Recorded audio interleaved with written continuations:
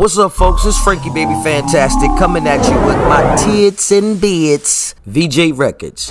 VJ Records was one of the first black-owned and female-owned labels in America, and also the first U.S. record company to release recordings by the Beatles. Frankie Baby Fantastic.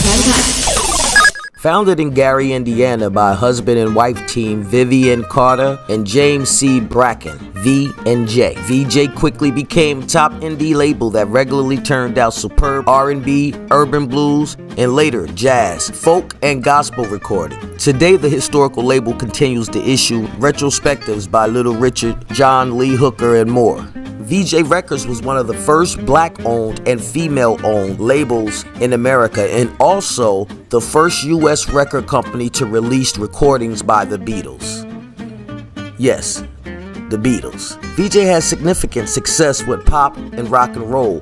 VJ acquired the rights to some of the early recordings by the Beatles through a licensing deal with EMI, as the American affiliate Capitol Records was initially uninterested in the group. Capitol Records didn't even care about the group, you dig? The main attraction at the time, however, was another EMI performer, Frank Ifield. Calvin Carter, co-owner, said he had a #1 record. It was called I Remember You. They took that record, and as a throw-in, they was asked to take another group too. The group turned out to be the Beatles.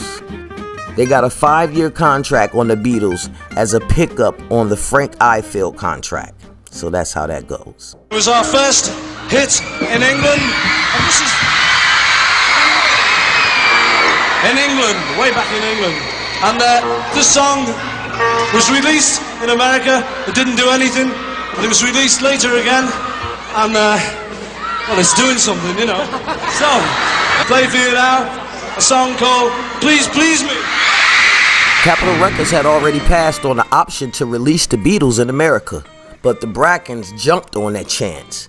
So Please Please Please Me and From Me to You both came out on VJ Records, followed by an album at the end of 1963. Needless to say, the Beatles took off and left VJ, and then VJ would end up in court. And then from there, its day in the sun was over. Court fees ain't no joke.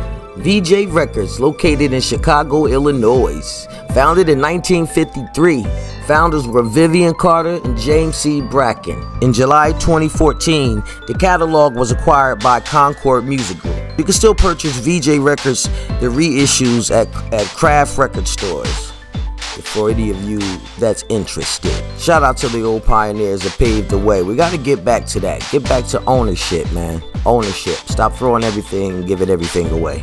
I'm just planting the seeds, so be sure to go check out the VJ Records. Go do some research on them. If you like this video, please be sure to subscribe. Thumbs up the video. Feel free to comment. Follow me also at frankiebabyfantastic.com.